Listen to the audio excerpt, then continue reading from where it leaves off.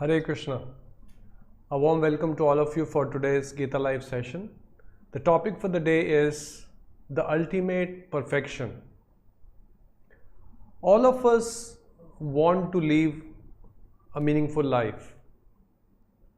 We want to continually improve, become better human beings, better devotees, and in whatever endeavors we participate in, we want it to happen properly. We want our lives to move in the direction which will bring us happiness, satisfaction. So how do we go about? What is perfection of life? What is the path which we should cover, which we should walk on, which will lead to that perfection? So we'll cover all this in detail in today's session. So request all of you to kindly join me in offering the prayers. We'll offer the prayers together. The prayers will be displayed on the screen, and immediately after the prayers we will plunge into this discussion. Nama Om Vishnupadaya Krishna Presthaya Bhutale Srimate Bhakti Vedanta Swaminiti Namine Namaste Saraswate Deve Gauravani Pracharine Nirvishesha Shunyavadi Paschatya Deshatarine Jai Shri Krishna Chaitanya Prabhu Nityananda Shri Advaita Gadadhara Shivasadi Gaura Bhakta Vrinda Namo Mahavadanyaya Krishna Prema Pradayate Krishnaya Krishna Chaitanya Namne Gauratushe Namaha Namo Brahmane Devaya Go Brahmane Hitaya Cha Jagadhitaya Krishnaya Govindaya Namo Namaha He Krishna Karuna Sindhu Dinabandhu Jagatpate Gopesha Gopika Kanta Radha Kanta Namostute Tapta Kanchan Gaurangi Radhe Vrindavaneshwari Vrishabhanu Sute Devi Pranamami Hari Priye Vancha Kalpatarubhyascha Kripa Sindhubhya eva cha Patitanam Pavnebhyo Vaishnavebhyo Namo Namaha Hare Krishna Krishna Krishna Hare Hare Hare Rama Rama Rama Hare Hare.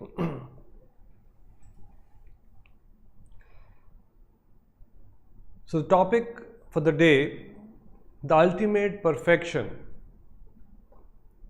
The first aspect which we would cover today is the world of sense gratification.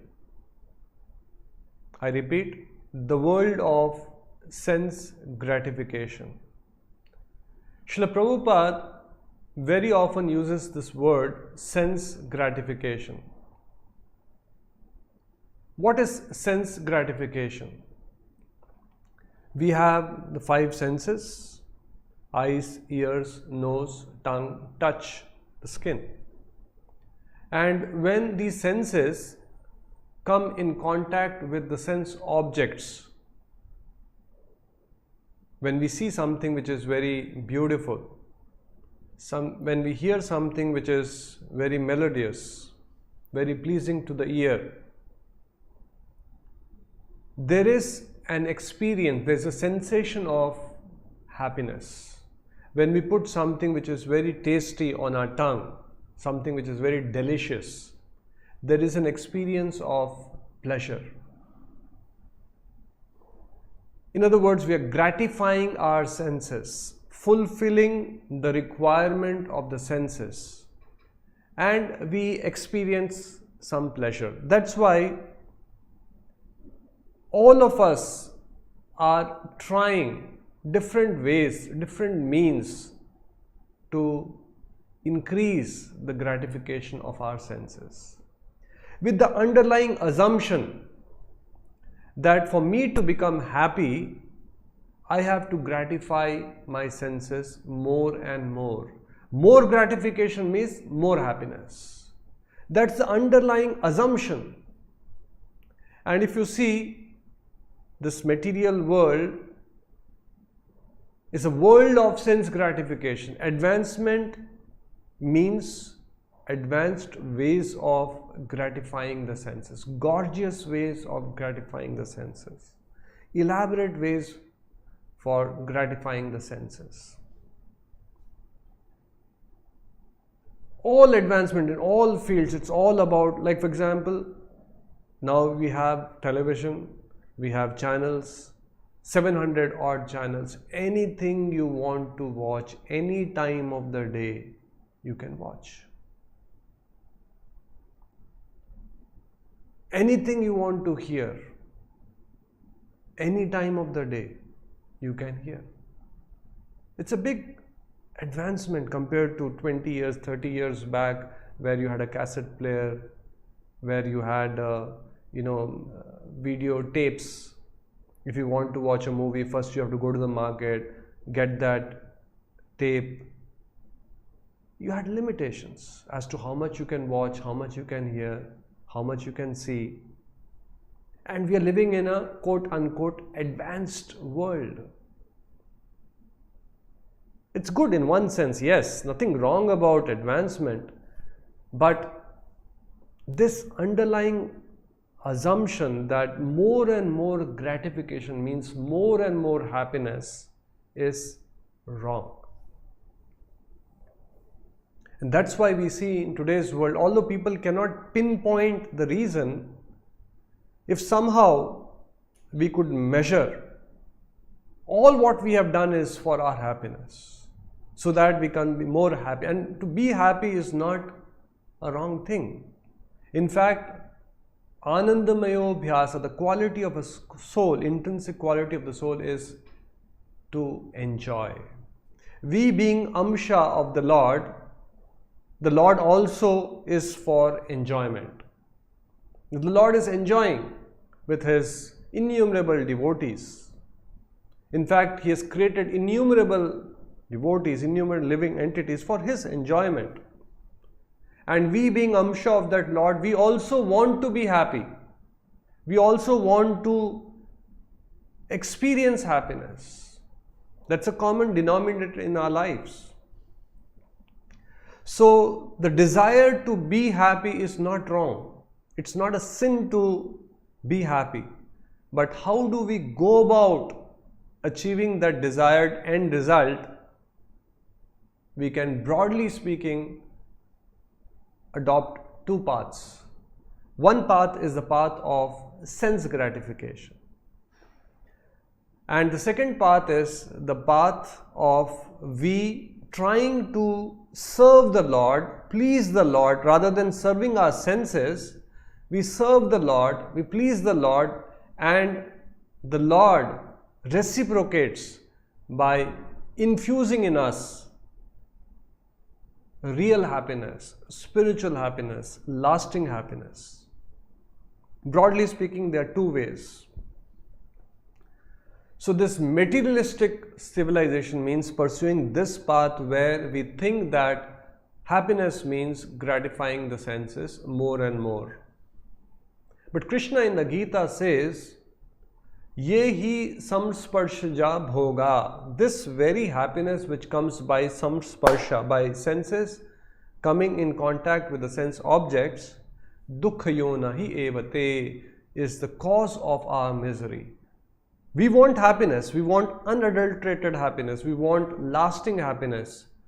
Yes, we get that for a moment, for a while, temporarily.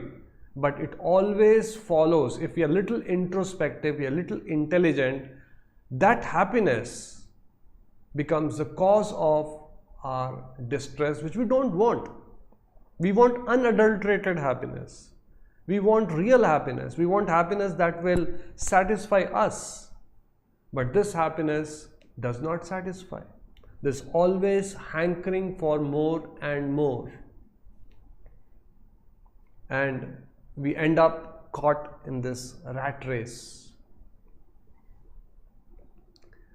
Once there was a villager who got to know that the king's daughter has lost her necklace. This necklace was made of diamond and it was very, very expensive. So the king sent his soldiers to try to find that necklace. In the entire kingdom, they went in different directions to find the necklace, but they couldn't find. So the king finally announced an award. Anyone who can give information about this necklace or who can find this necklace will be given, in those days, 500 gold coins, a huge amount, 500 gold coins. So this villager was quite poverty stricken and he got allured by this rich amount, this award for finding the necklace. And he was constantly endeavoring, trying his best. Somehow if he could lay his hand on this necklace, he could somehow find, and then he will get this 500 gold coins. So one day he was passing by that river in that village, and it was quite dirty water.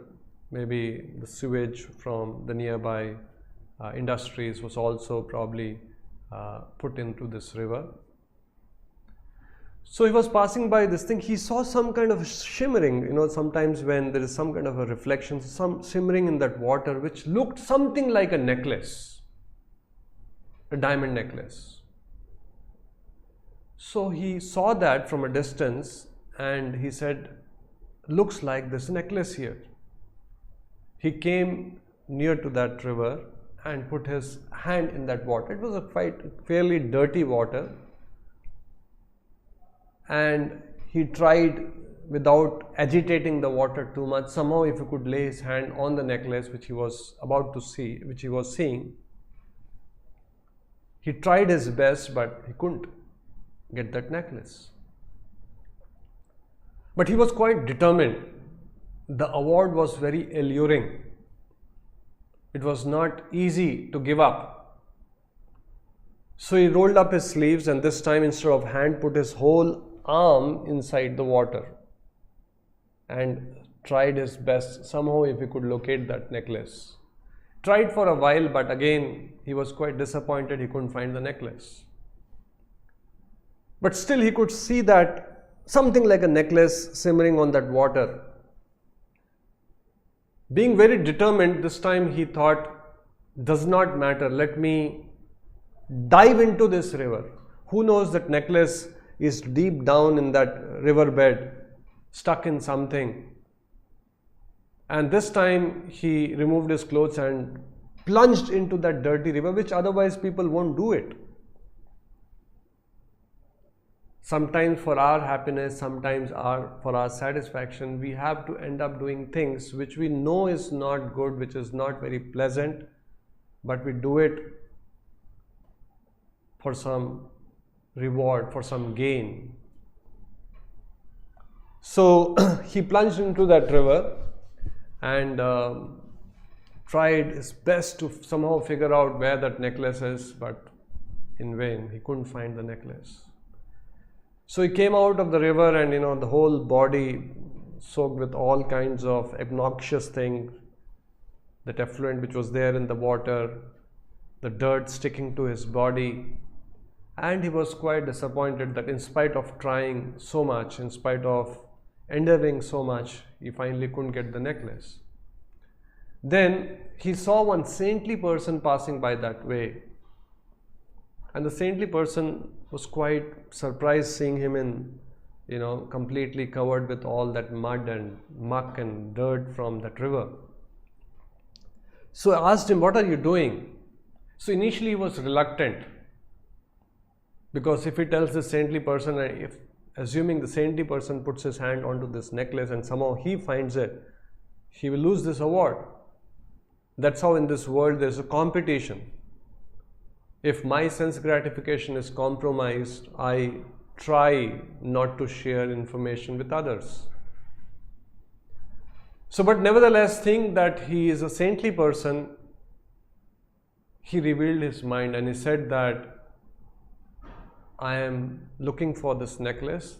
The king's daughter has lost this necklace and there is an award of 500 gold coins. And somehow I want this award and I'm trying my best. I saw something like a necklace here. Initially I thought it's floating on the river, but then I couldn't find it. I have tried my best.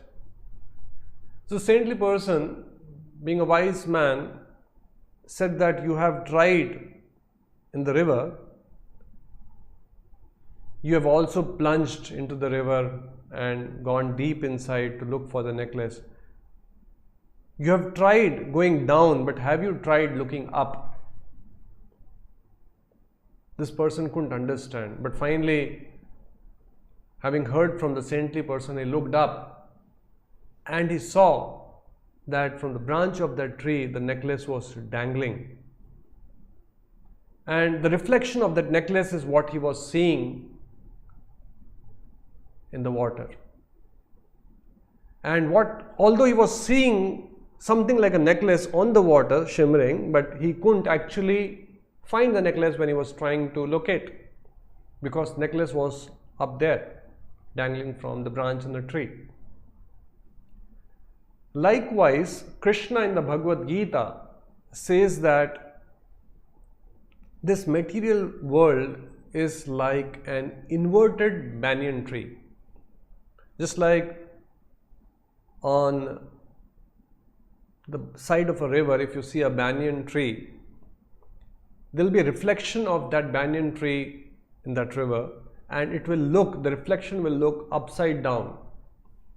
The branches, the twigs, the leaves will be downwards and the trunk will be upwards. It's just a reflection. So this material world in the Bhagavad Gita is compared to a reflection, the reflection of the spiritual world. Likewise, the pleasures in this material world is also a reflection of the real pleasures.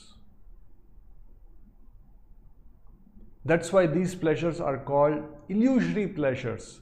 It looks like it is pleasure, it looks like it will satisfy me, it looks like I'll be completely satiated and happy by pursuing this pleasure. If I get this, I will be completely happy. But just like a reflection, there is no substance. When we get it, we are not satisfied. We always start hankering for something we don't have. And if we analyze our life is all about a chase, anticipating that once I get this, I'll be happy. Once I get this, I'll be happy. Once I get this, I'll be happy. And it keeps going on and on and on. That's why it is called illusion. That's why it's called Maya. Maya means that which is not. Yes, to pursue happiness is not wrong. To be happy is not wrong. That's our characteristic. Characteristic of soul is Anandamayo Bhyasat. But to enjoy real happiness and to find real happiness and to pursue that requires Divya Gyan, requires intelligence. Srila Prabhupada was once asked by a reporter in Paris, Swamiji, what's the goal of your movement? A typical answer from a spiritualist would be the goal of our movement is to spread spiritual consciousness, to take people back to Godhead, mukti, moksha, all these esoteric words you will be hearing from a spiritualist. Srila Prabhupada looked at the reporter, understood with what intention she was asking this question. So the goal of our movement is to enjoy life. It's a fact. Sometimes people think that spirituality means you renounce enjoyment. We may renounce sense gratification, but we do not renounce enjoyment. In fact, spirituality means enjoying real happiness, enjoying much, much more than we enjoy otherwise. So in that sense, if enjoyment is what we are all striving for, looking for and working hard for, we don't renounce that happiness. In fact, we get happiness much more, many times, manyfold multiplied than the happiness we are enjoying through sense gratification. It requires some wisdom, it requires some sattva guna to understand this. So, if we want, just like mirage in a desert, it looks like it is water, but it is not water. And at times, an animal who is thirsty is running in the desert, chasing that mirage, and at times even dies, never getting hold of that water. So all of us are pursuing happiness, but quite possible we can pursue without even tasting, getting a sense of real happiness, and we complete this life, end this life, die and again take birth again. That's why our Shastra say asato ma satgamaya, tamasi ma jyotirgamaya. So human life is meant for understanding what is this illusion, what is Maya, why I am entangled in this cycle of birth and death, what is real happiness, what should I engage in whereby I will experience that lasting happiness, real happiness. All this understanding is possible in the human form of life. And marching towards that understanding, we may not abruptly jump to that understanding. It takes time for us to realize, for that Divya Gyan to manifest in our heart, is actually perfection of human life. This is also called the self-realization, God realization. There are different synonyms. But marching towards that, even if we have not completed the whole journey, is a perfection in life. There was once, and for this sense gratification, thinking that it will make me happy, give me real happiness, we are trying different means, different permutations and combinations. Once there was a man who was crippled, and he couldn't work because he was crippled, and most of the time he would be staying in his home. And his wife, who was very chaste, very loyal to him, noticed that in spite of she serving her husband very sincerely, he was not very happy.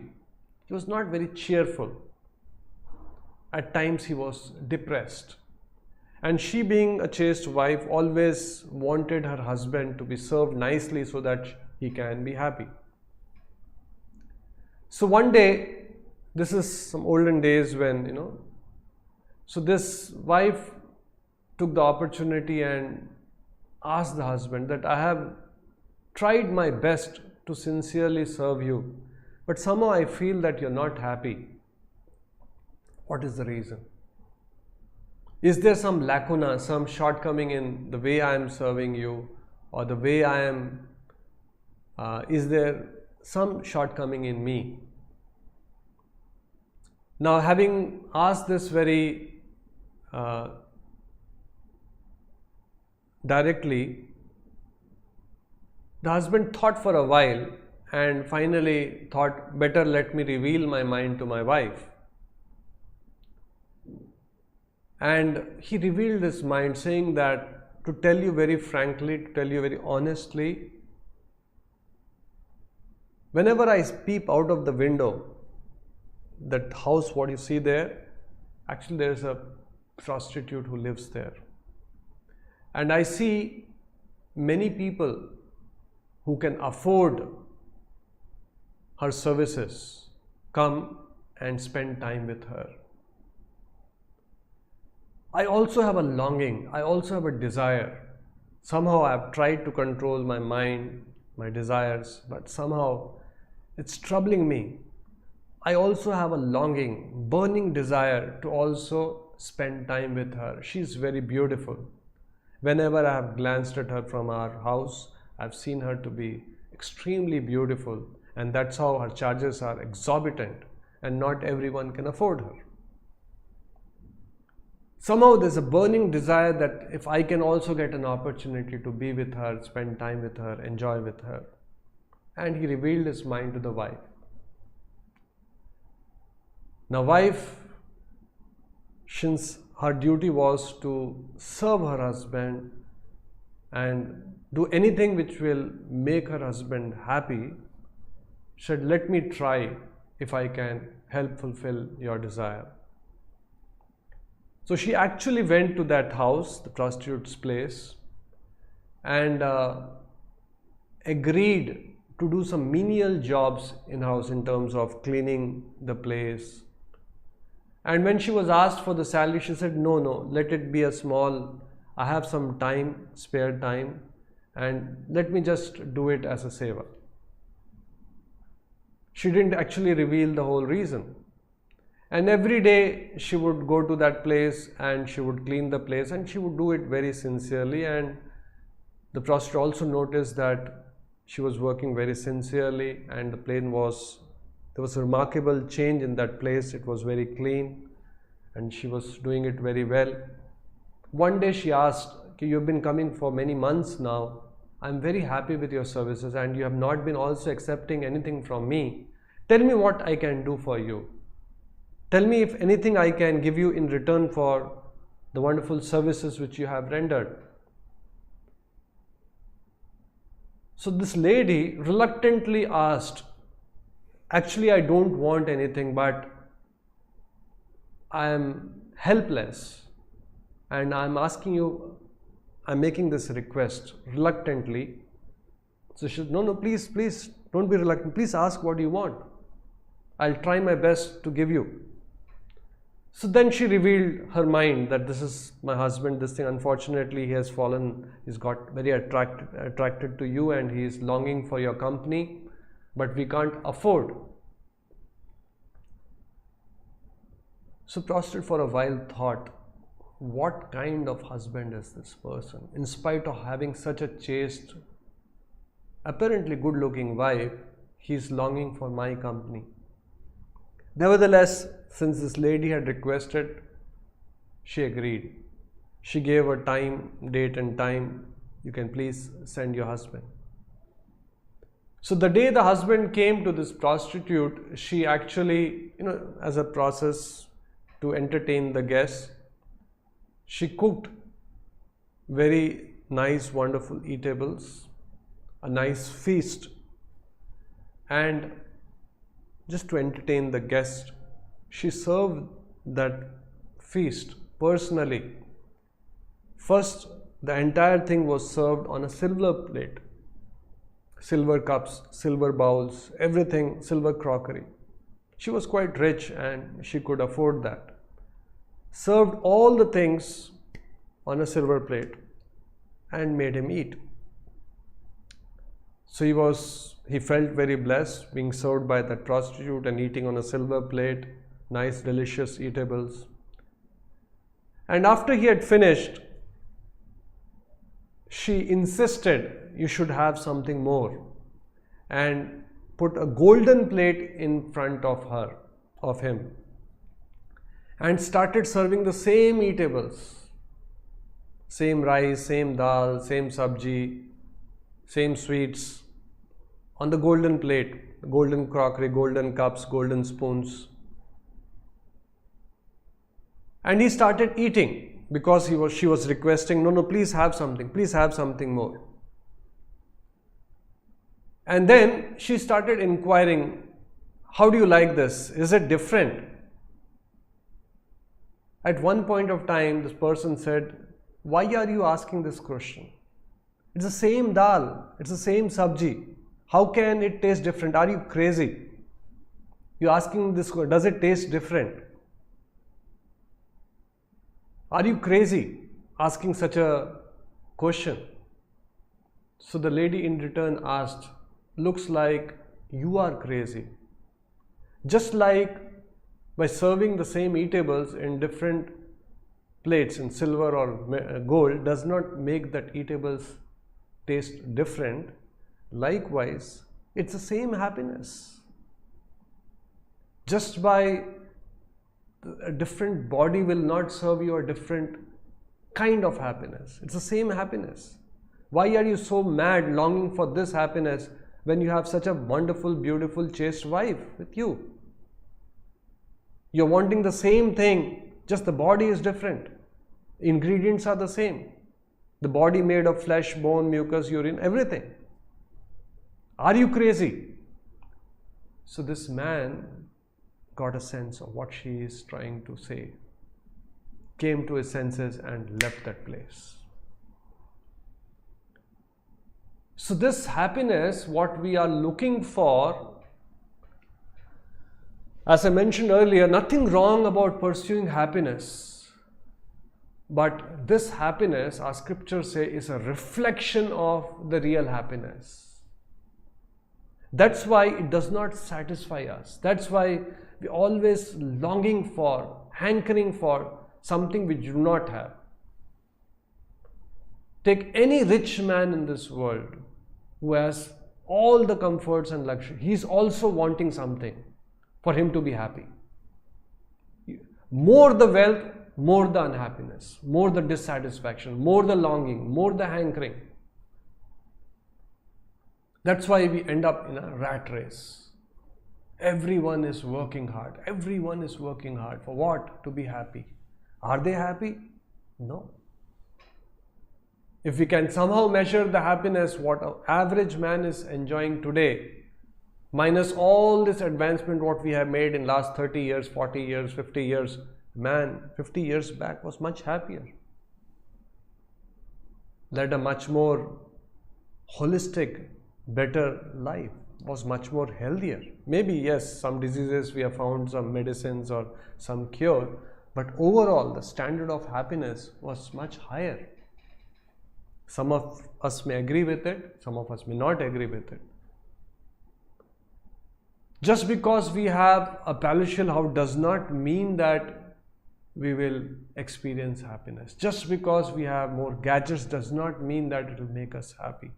That's how there is a saying, you can buy a house but not a home. Like that, there are many things.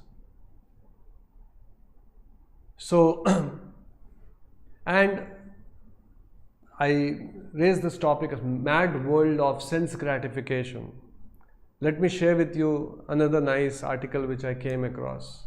To what extent man can go to pursue this happiness through sense gratification.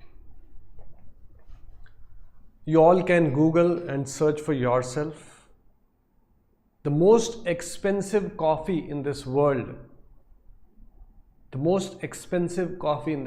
is black ivory coffee. It costs about $1,100 per kg of that coffee, which means close to about 80,000 rupees for 1 kg of that coffee. And this is produced in northern Thailand. And what they do is, I'll share with you the process. And a lot of money has been spent on figuring out this process.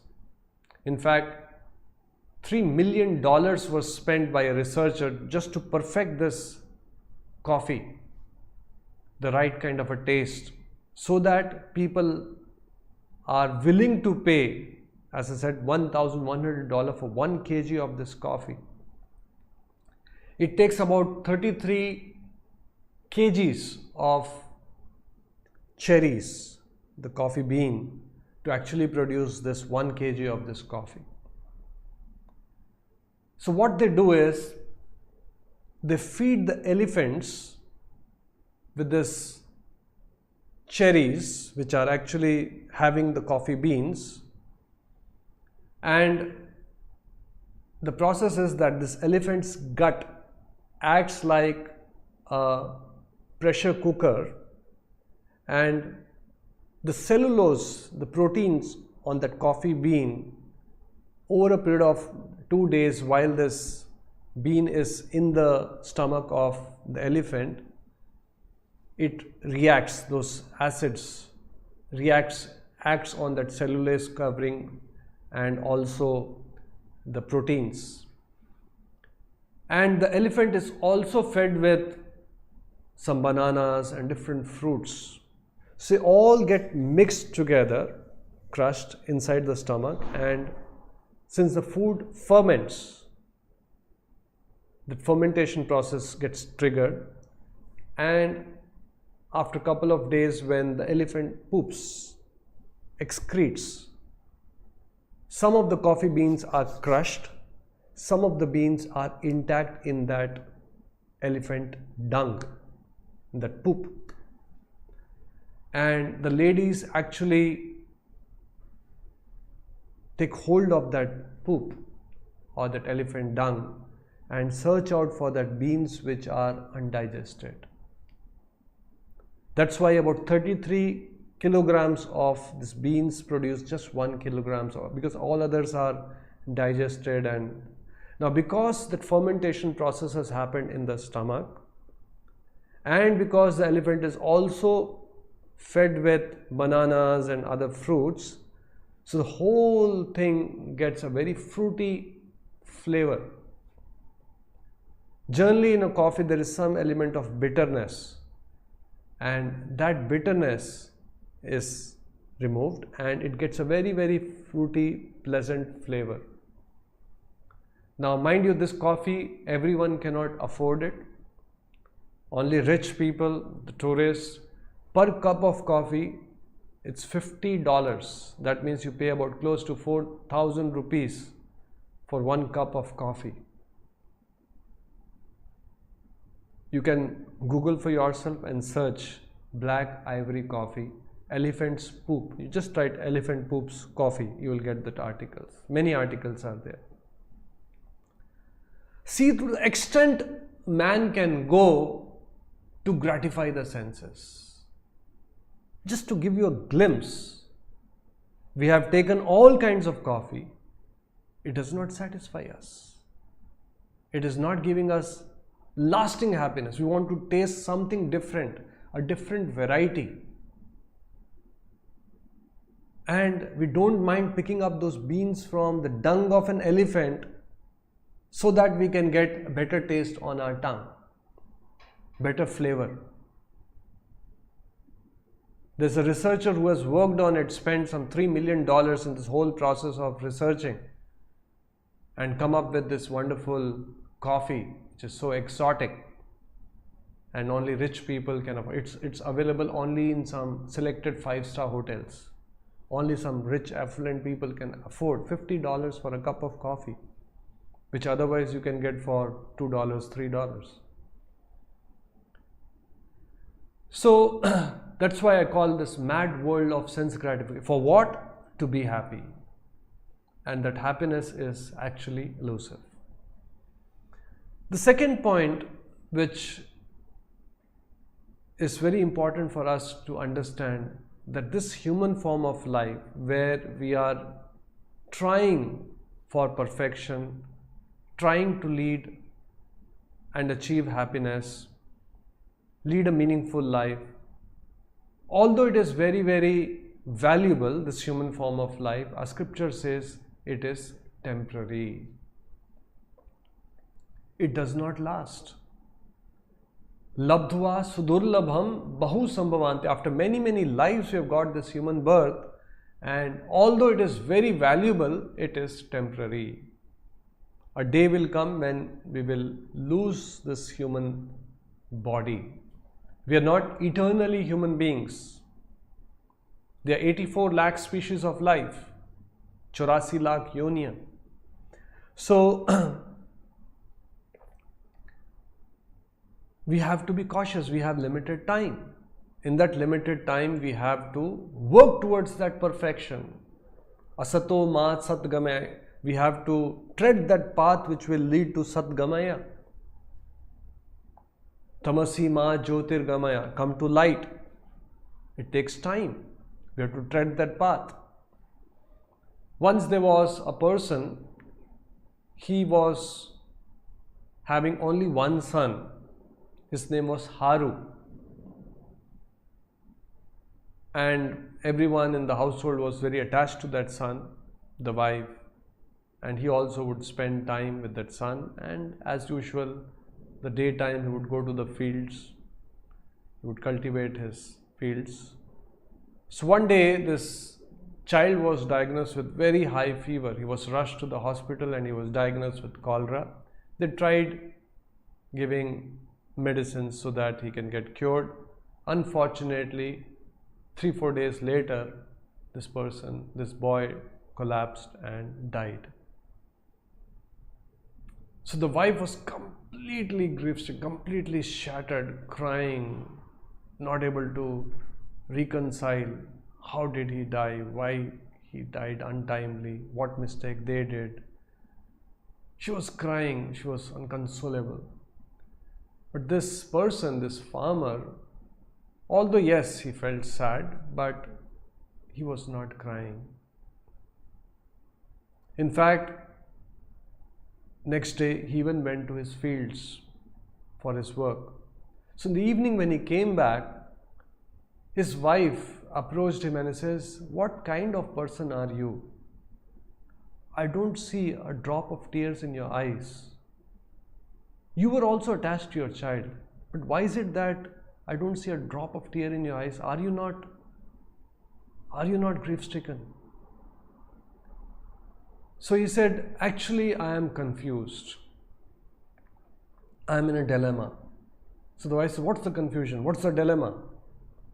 He says, "Last night, when I was sleeping, I had a dream. In the dream, I was a king and I had 8 children. And they were very, very loving, very affectionate, nice family. And I was living in a palace as a king. Now, when I woke up in the morning, I was confused. What should I be crying over? For my 8 children, which I saw in my dream, or for Hare, our only son who died 2 days back? Whom should I be grief-stricken for?" So the wife understood. There's a very important lesson for all of us. Our scriptures say that just like every one of us have an experience of a dream, the dream world may not be real, but the experience is real. That's why sometimes we have dreams where, let's say, we are being chased by a tiger and suddenly, we are in a forest and we are chased by, and then at times we even sweat in dreams in a fearful state. And when we wake up, we realize, oh, it was a dream. All of us would have some kind of an experience of a dream, bad dream. But the dream experience, although it is real, but actually it is not real. Experience is real. We sweat, we perspire, we have anxiety, we have fear, but it's not a reality. Our scriptures say, from an Atma perspective, just like we have a dream in the night, this life also is like a dream. We may call it a longer dream, and a night may be a shorter dream. It could be for 2-3 hours. A life could be a daydream, which has many night dreams subsets, maybe for 20 years, 30 years, 40 years, 50 years. Why it is called a dream? Because the experience is real, but what all is happening in the dream is not real. So likewise, we all have relationships. I am Indian, I am father, mother, brother, sister, different relationships. Experience is there, my father, my brother, my sister, my this thing, my job, my this thing, my body. But it is not real, because this Atma, at the point of death, will move on and accept another body, another surrounding, another circumstances, another set of relatives, another set of near and dear ones, another experience. Karmana daiva netrena jantur deha utpatyate. Life after life, we're getting different bodies, different experiences, different relationships, different circumstances. Just like night after night, we get different dreams. In one night, I may get a dream that I'm a king. Next night, I might get a dream that I'm a sportsman playing in Olympics. We don't give too much value to that dream, night dream. Suppose we get a medal, a gold medal in Olympics. You get a dream. Momentarily, yes, we experience happiness, but we don't get overly attached to that dream, and we don't panic when we wake up and see the reality is that, I didn't get a gold medal. I was not in Olympics. I was not in Tokyo. I was in my bed. You just say, oh, after all, it was a dream. Likewise, when a person is awakened, asatoma satgama tamasoma jyotir, come to light. When a person is self-realized, he understands who he is, he realizes that this world is also like a dream. That's why I say it's like a drama. Just like in a drama, a person is acting like a king. He is being respected like a king. He has soldiers, he has ministers, but when the curtains are drawn, the drama comes to an end, he knows that he is not the king. He's playing the role of a king. Imagine in a drama, a person gets so absorbed that he forgets his own self and he starts believing and thinking that he's actually a king. All good dramatists, they know who they are, but they are playing that role. They're very clear that they're playing that role. They may perfect that role by trying to emulate all kinds of emotions, but they're very clear in their mind that they're playing the role. All of us are playing the role of a father, mother, sister, relative of so and so person. And next life we have another different role, another different drama to play. But unfortunately, we forget that this is a drama. We forget that this is also like a dream. And we get so overly attached. That's why there is so much of fear, there's so much of anxiety, there is so much of pain. At times when someone near and dear one passes away, a person is shattered for life. His life is over. He's not able to reconcile because it's a shock. Suddenly the reality hits hard. Because we are so deep in illusion, so far away from reality.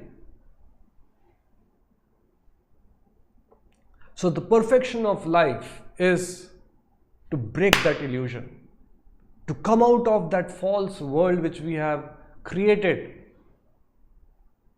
to come to light, to understand who we are, to understand that yes, we are playing a drama, to understand that it's a dream, to understand that this is not real happiness, to understand what is real happiness. To move in that direction is perfection, which our scriptures are talking about, which we can achieve in this life. The best part is, even if we do not complete the journey, from wherever we have left, whatever our eyes have got opened, how much we have got awakened, we continue from that point onwards in the next life. So in that sense, there is no loss or diminution. On the contrary, when we pursue sense gratification as a goal of life, we get more and more entangled. We get more and more in illusion. More and more we get overpowered by, come under the clutches of Maya or illusion. So having talked about this human form of life, there was once a king who gifted, there was a Pandit who was called in his darbar, and the Pandit chanted some shlokas, explained something about Lord from the scriptures. So the king was very happy with his rendition, and he gifted him a very, very expensive Kashmiri shawl. Very expensive shawl. Now this Pandit, he was from a villager after all, illiterate person. Illiterate in the sense he didn't knew the so-called the code of conduct, which is apparently to be followed in elite circles. Although he was a Pandit, he was well versed with scriptures. Somehow he couldn't realize the value of that shawl, and since it was quite cold and he was sneezing, he used that shawl to blow his nose and to clean his face. So the king felt very bad that he has gifted him a very, very exotic Kashmiri shawl, very expensive one, and this person is using to clean his nose. He doesn't even understand the value of this shawl. Seeing that, he got so disappointed, he called for his minister, please take back. He doesn't deserve it. And that shawl was taken away from this Pandit. And before he could realize what's happening, why did the king take it back? Neither he could understand the value of that shawl, and neither he could understand why it is taken away from him.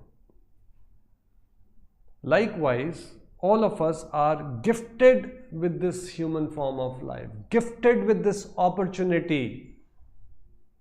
Brahmanda Brahmite Kono Bhagyavan Jeev. We are gifted. Not every soul is gifted with human birth. Not every soul is gifted with this understanding.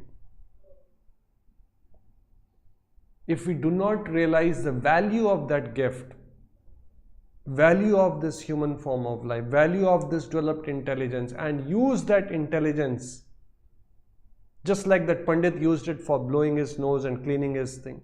If we use that human form of life for pursuing sense gratification, and do not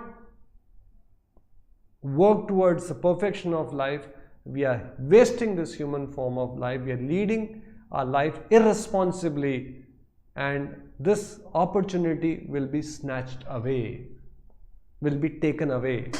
We don't deserve it. If you give a child something and a 500 rupee note and he does not understand the value of it, he thinks it's a piece of paper and folds it and makes an aeroplane out of it and starts playing with it, you will say he doesn't understand the value, you'll take it back. Rather, you'll give him an ordinary piece of paper, play with it. Better play with that piece of paper rather than a valuable 500 rupee note. Likewise, this human form of life will be taken away. If we act irresponsibly, possible, okay, we don't deserve this human birth, okay, take an animal body. Next slide. So we'll continue with our discussion. Request devotees, if you could recollect the points we have covered, the 2 points, the heading, if you could type on that live chat. We will have some kirtans now, and immediately after the kirtans we'll cover the 3rd point before we get into some question and answers. Hare Krishna,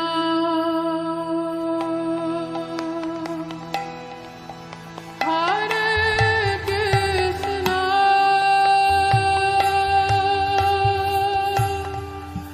Krishna Krishna,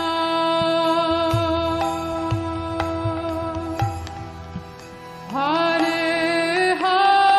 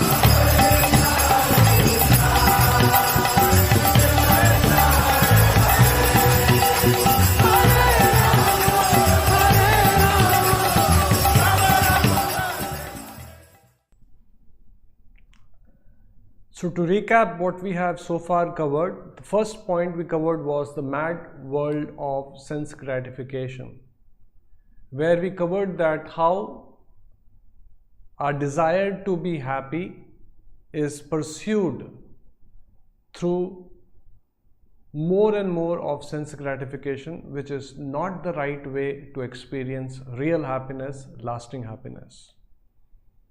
And we talked about the story of to what extent man can go to gratify the senses. We talked about that exotic coffee which comes out of the poop of an elephant. Man is willing to pay that price to taste something different. And then we talked about how this human form of life is temporary. We covered two examples or two stories to illustrate that how this human body which is given to us, it is meant for a very, very important purpose to achieve the ultimate perfection of life. And if we utilize it irresponsibly, if we irresponsibly use this human birth for pursuing sense gratification and forget the main goal, then it will be taken away. And we said that how this life itself is like a daydream. The experience is real, but from the Atma perspective, when the Atma gets another body, all what we have so painstakingly built around us, the relationships, invested time, energy, emotions, it's like a dream. In the dream also, a person is king, he is enjoying that kingdom, he is enjoying the rasa, or people glorifying him, the ministers, all, he is enjoying that. But it does not last, it is not real. When he wakes up, he realizes it's a dream. So for a person who wakes up to reality, he will realize that this is a dream. And that is what Shastras are imploring us, that wake up, Jiva Jago, Gaura Chandra bole, wake up. How long you will be sleeping on the lap of Maya? We might think that yes, we are awake, but actually we are sleeping. Illusion, the lap of Maya. The third point is, what is ultimate perfection? What is ultimate perfection? We talked about the mad world of sense gratification, and we talked about how human life is. What is ultimate perfection? We have come in this material world because we wanted to enjoy independent of Lord, completely oblivious of, forgetful of the Lord. We wanted an opportunity to be glorified, to be the Lord. And we are trying different means to pursue that, to be happy, to be an enjoyer, to be a proprietor, to be the Lord. But it is getting frustrated. Now somebody may say, no, I'm not getting frustrated. How can you say that, it is not getting fulfilled? Yes, I am enjoying. When I eat some nice thing, I get enjoyment. When I spend time with a beautiful woman, I get some pleasure. How can you deny that? We are not denying that. All we are saying is that it is not the real happiness which we are entitled to experience, which we are hankering to experience. That's why there is no satiation. That's why there is no satisfaction. There is no contentment. All of us are very passionately pursuing things. Yes, devotees also work hard, but not passionately pursuing that, yes, if I get this, I'll be happy. Happiness is an intrinsic quality of the soul. Anandamayo bhyasat. You can still be happy from within and be very energetically, enthusiastically serving the Lord. So, once there was a man who was passing through a village. It was quite hot that particular day, summer season, was very tired, and suddenly came across a tree. Moment he thought of taking rest underneath the tree, he saw a roar of a lion, and before he could realize, there was a lion coming towards him to catch hold of him and eat him. Just like he was tired and just like he was hungry, even the lion was apparently hungry. So without thinking for a while, he just climbed that tree. It was not easy, it was quite thick tree trunk, but somehow he managed to climb that. Before the lion could reach that place, he climbed that tree and got and sat on a branch of a tree. He had a sigh of relief. At last, somehow he could manage to escape.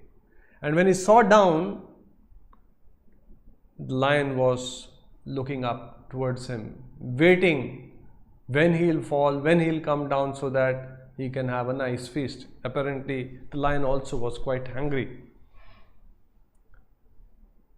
Although he was quite concerned, he was in anxiety that what if he falls from this branch, and how long can he stay there?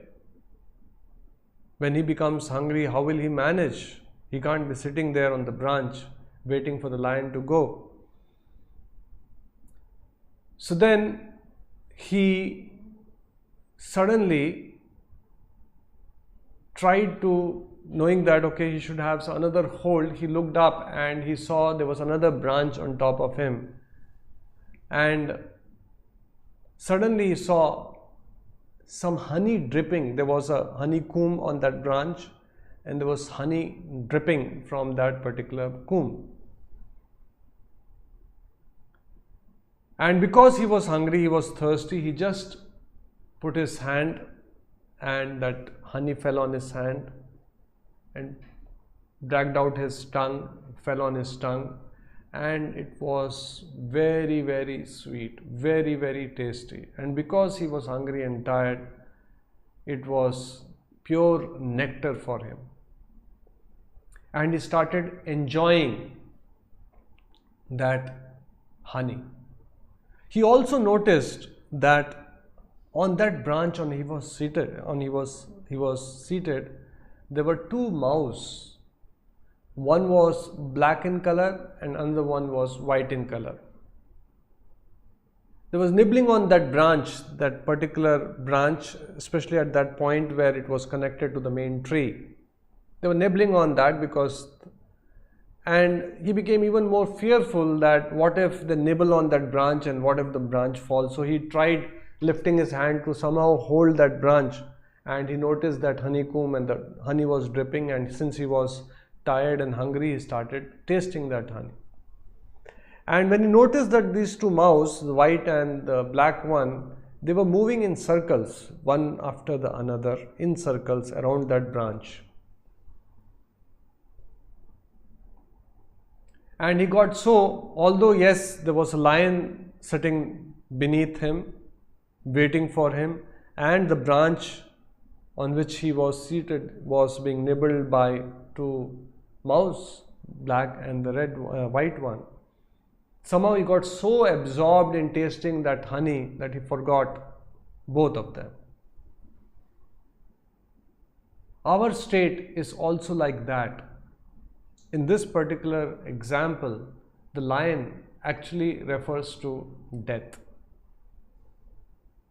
And the two mouses, the black one and the white one, refers to the day and night, which moves in circles. Circles in the sense, first the day comes and then the night comes, then again the day comes, then again the night comes, again the day comes, again the night comes.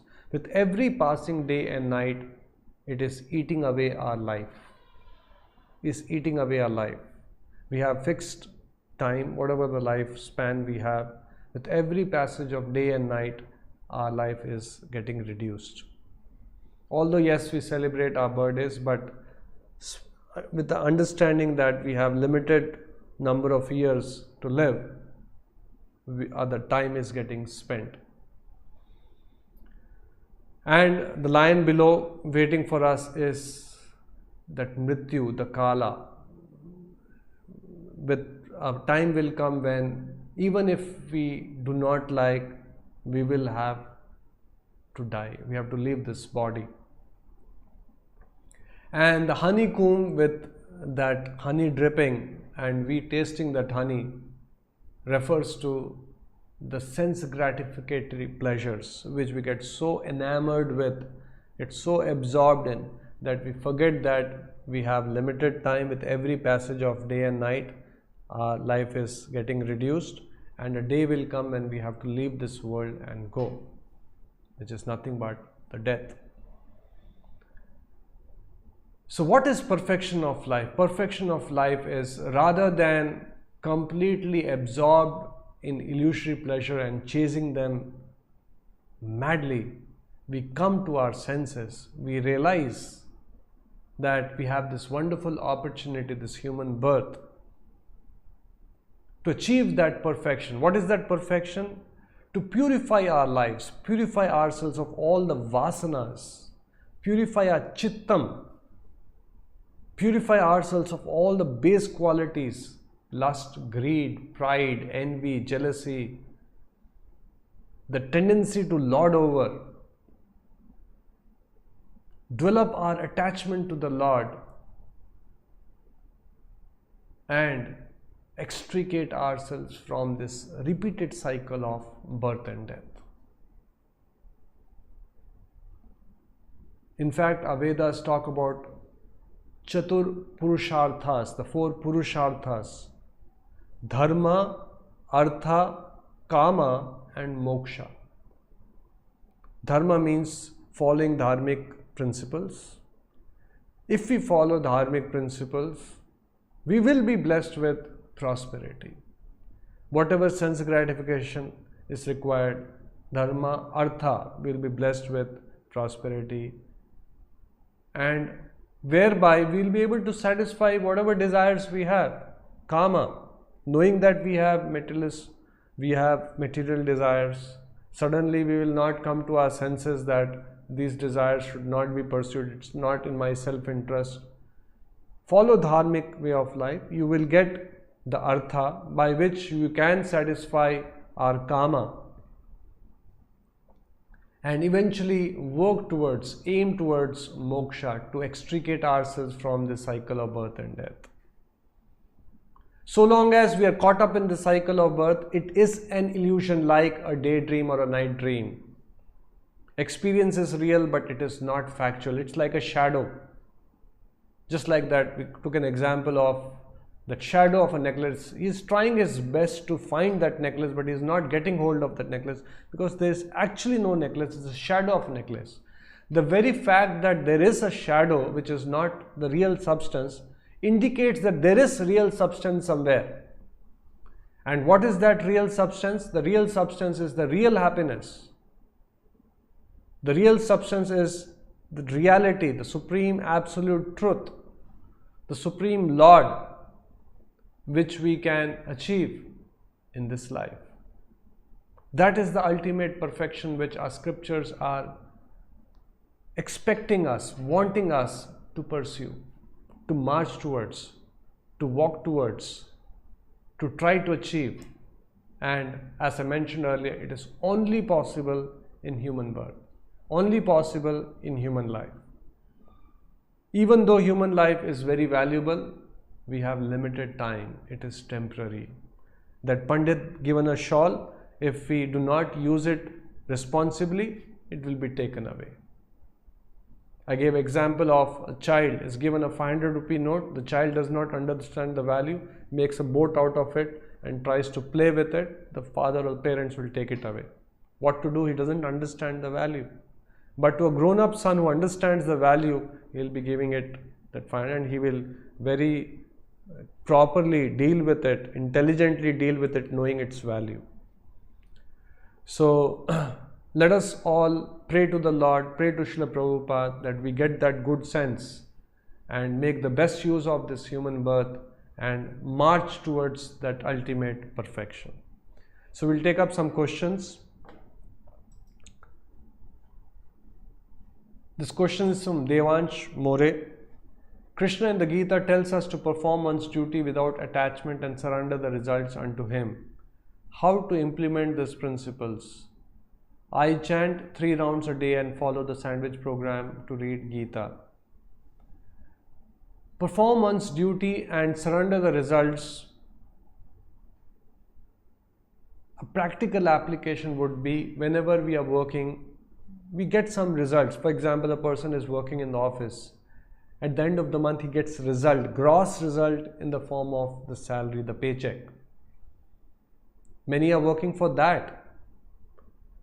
So, to develop detachment from the result, our scriptures say that some portion of what we earn, we give it to the Lord. Praner artha dhiya vacha. Some who can give their life, dedicate their life. Not everyone can do that. Then others can do some portion of what they earn. Artha. We are attached to the results, but we can forgo, we can give it to the Lord. Sacrifice, surrender, and in the process learn some valuable lessons and get the blessings of the Lord. The Lord does not want our money. It's coming from Him. Lakshmi sahasrasata sambrahma sevyamanam. Millions of Lakshmi are longing to serve the Lord. Lakshmi is the property of the Lord. What He wants is our love. So we can show our love by giving something which is very dear to us. So practical way is to give some portion of what we earn to the Lord, and that will get us the blessings of the Lord, and also in the process we learn not to be attached to the results. This question is from Ajay Raj Sharma. How do we know or assess ourselves that we are progressing rightly on spiritual advancement? Can we please share some checkpoints? What are the symptoms? One checkpoint is anartha nivritti. We all have many bad habits. Somebody may be drinking, somebody may be smoking, may have alcohol, may have non-veg. One of the checkpoint is that these bad habits will start loosening their grip on us. If a person is smoking, he will naturally get a sense that I should give up.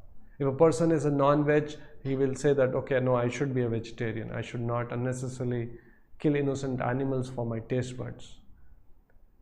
Then that desire for sense gratification, madness, which engulfs us, will come out of that madness. Still that taste will be there. Suddenly we cannot give up. But that sense gratification, that passion to enjoy our senses, that will dwindle. Another thing which will happen, anartha nivritti. Anartha nivritti means all that unwanted things, kama, krodha, lobha, greed, lust, pride, we see that they will also diminish. And we will develop attachment to the Lord. If our longing to go to the temple, to chant the names of the Lord, to attend satsang, to hear Bhagavad Gita, to read Bhagavad Gita is increasing, that also is a sign. We can assess that yes, we are advancing, we are progressing. This question is from Virendra. Is observing Chaturmasya Vrata necessary if you are chanting 16 rounds daily and follow the 4 regulative principles? Chaturmas Vrata, actually, if we strictly talk about our acharyas, it was very austere. They would not travel, they would not shave. There are many things which people would, there were many don'ts or do's during Chaturmas.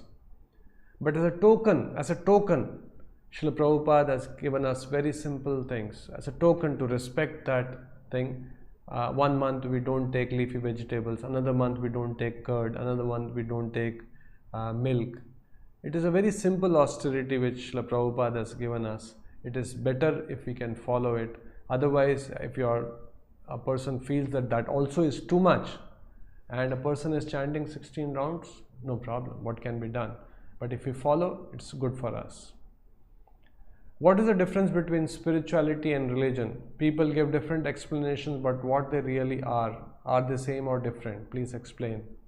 Sometimes people think that religion is all to do with rituals, going to the temple, worshipping the deity, and spirituality is all about, understanding.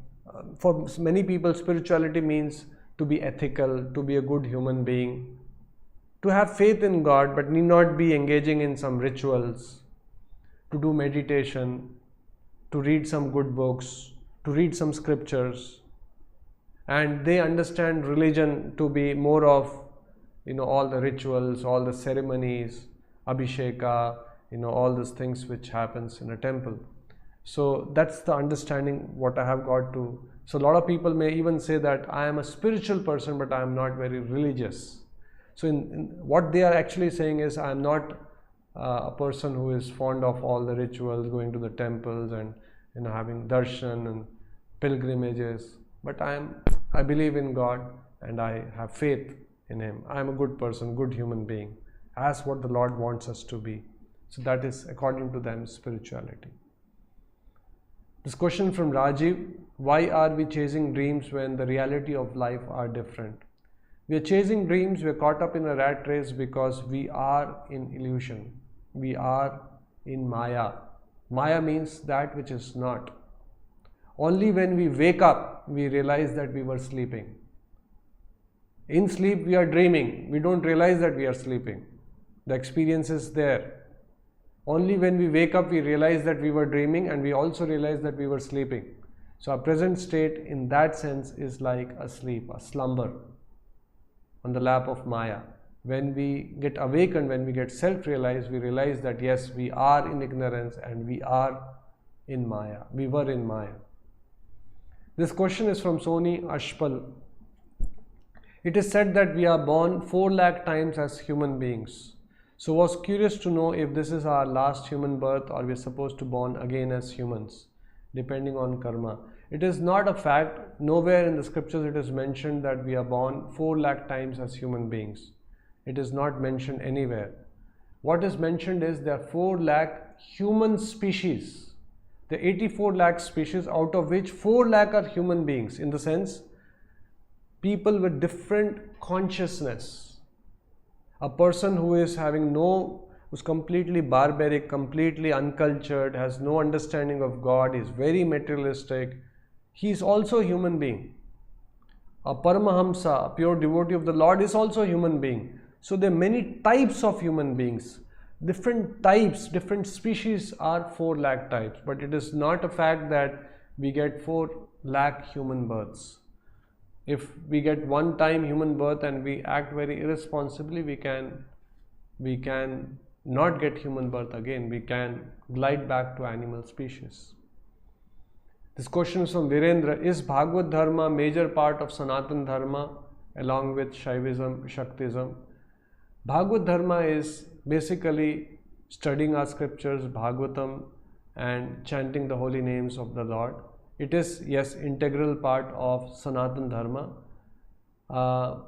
Along with Shaivism, Shaktism, yes, these all are part of Sanatan Dharma. Sanatan Dharma is broad-based. Why it is broad-based? It has instructions for all kinds of people. I talked about the 4 lakh categories, 4 lakh species. People are at different levels in their spiritual evolution.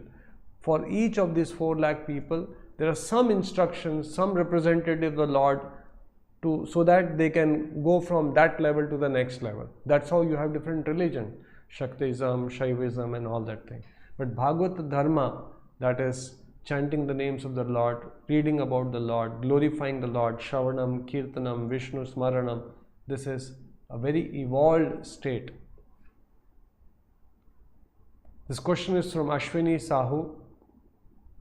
What is the best way to know God or for self-realization?